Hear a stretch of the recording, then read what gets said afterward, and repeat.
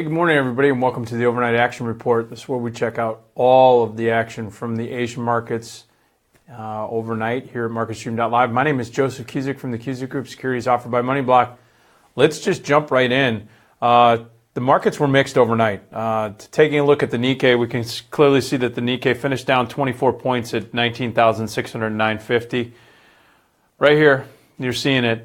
We're getting into this consolidation. We did continue to see weakness in the yen currency. The dollar strength has continued. And actually watching this pair, that basically left right now the market's muted. You see that the pair has basically been trading in a grind. Everyone's waiting for the Fed. The FOMC is meeting today and tomorrow. This is going to be a big meeting. The anticipation is that there's going to be at least a quarter-point hike here in the United States in our interest rates. The Nikkei looks like it's going to be grinding right up off of its best levels so far in the last couple of weeks.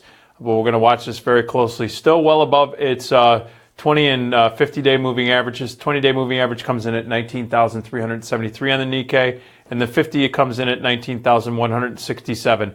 This is the area, again, folks, that the bulls in Japan are going to have to watch. A ticker that you can watch here in the States if you don't have access to the Nikkei futures is going to be EWJ. That's the Japanese ETF. It's challenging its 20-day moving average. We're going to watch this one very closely today. As a matter of fact, the 20-day moving average comes in at 51.24, and currently the ETF EWJ is trading at 51.30. This is going to be the battleground basically between 51 and 51.32 in EWJ. Bulls need to hold that, and if you're looking for bullish exposure, watch this area. A break of the 50-day moving average means that the bears are starting to gain control. Taking a look at China and the Shanghai Composite, finished the overnight session up about 230 at 32, 39, 32. You can clearly see that the bulls have taken a little bit of conviction here going into early this week. They've gotten above the 20-day moving average, which means that the short-term bulls in China have taken control. Retail sales did come out overnight in China at 9.5% year over year. It's a bit below estimates. Estimates were coming in, or consensus estimates were at about 10.5%. And the previous retail sales number came in at 10.9%. A little bit of a drop off, but that lunar holiday that was in February could be the most notable reason why there was a bit of a slowdown. The Bureau of Statistics in China came out and said that the fundamentals still are showing an improving business landscape.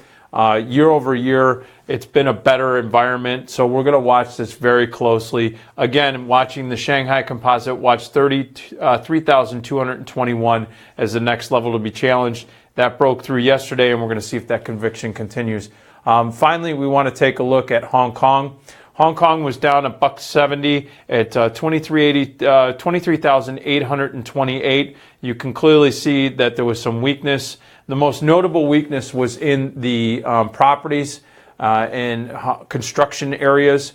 They struggled all throughout this session, finished the session slightly in the red. So we had some mixed action, some muted action in China and Hong Kong, and some downside action in Japan, and we're going to watch this very closely. Also watch the currencies. The US dollar has been trading to the upside, and we'll see if that continues. All right, folks, that is it right now for the Overnight Action Report here at MarketStream.live. Join me at 8:45 Eastern Time. I'm going to be going over everything that's happening in Europe. See you then.